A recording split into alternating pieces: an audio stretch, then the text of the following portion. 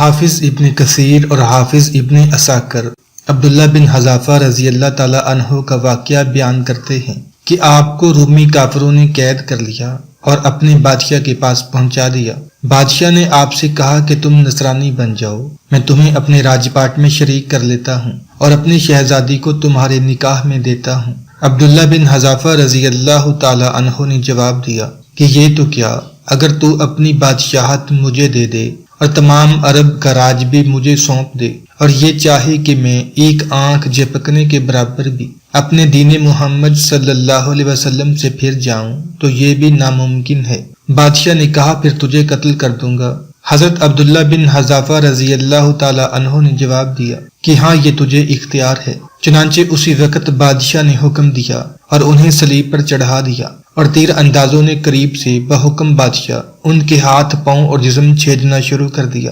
بار بار کہا جاتا کہ اب بھی نصرانیت قبول کر لو اور آپ پورے صبر و استقلال سے فرماتے جاتے تھے کہ ہرگز نہیں۔ آخر بادشاہ نے حکم دیا کہ اسے سولی سے اتار لو اور پیتل کی بنی ہوئی دیگ خوب تپا کر آگ بنا کر لاؤ۔ چنانچہ وہ پیش ہوئی۔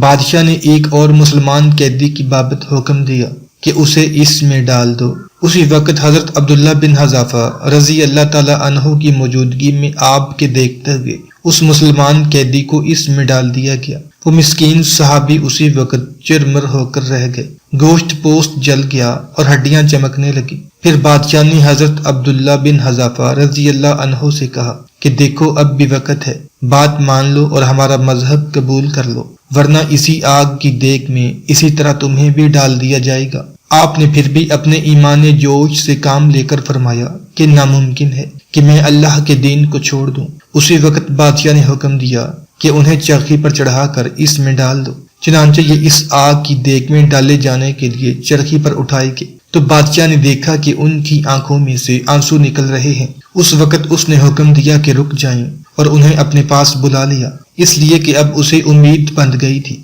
کہ شاید اس عذاب کو دیکھ کر اس کے خیالات بدل گئے ہوں، میری مان لے گا اور میرے مذہب کو قبول کر کے میری دامادی میں آ کر میری سلطنت کا ساتھی بن جائے گا۔ لیکن بادشاہ کی یہ تمنا بے سود نکلی۔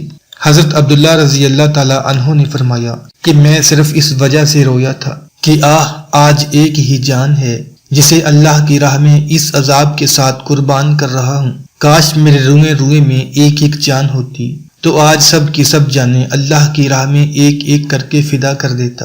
بعض روایات میں ہے کہ آپ کو قید خانہ میں رکھا اور کھانا پینا بند کر دیا۔ کئی دن کے بعد شراب اور خنزیر کا گوشت بھیجا، لیکن آپ نے اس بھوک پر بھی اس کی طرف توجہ تک نہ فرمائی۔ بادشاہ نے آپ کو بلا بھیجا اور اسے نہ کھانے کا سبب دریافت کیا تو آپ نے جواب دیا کہ اس حالت میں میرے لیے جائز تو ہو گیا ہے، لیکن میں تجھ جیسے دشمن کو اپنے بارے میں خوش ہونے کا موقع بھی نہیں دینا چاہتا۔ اب بادشاہ نے کہا کہ اچھا تم میرے سر کا بوسہ لے لو تو میں تمہیں اور تمہارے ساتھ کے تمام قیدیوں کو رہا کر دیتا ہوں۔ آپ نے اسے قبول فرما لیا اور اس کے سر کا بوسہ لے لیا، اور بادشاہ نے بھی اپنا وعدہ پورا کیا، آپ کو اور آپ کے ساتھیوں کو چھوڑ دیا۔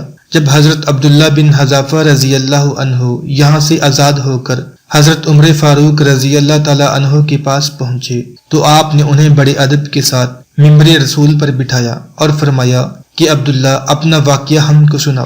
چنانچہ آپ نے شروع کیا تو خلیفۃ المسلمین کی آنکھوں سے آنسو بہنے لگے تو آپ نے فرمایا کہ ہر مسلمان پر حق ہے کہ عبداللہ بن حذافہ کی پیشانی کو چومے اور میں ابتدا کرتا ہوں۔ یہ فرما کر پہلے آپ نے ان کے سر کا بوسہ لیا اور پھر تمام مسلمانوں نے آپ کے سر کا بوسہ لیا۔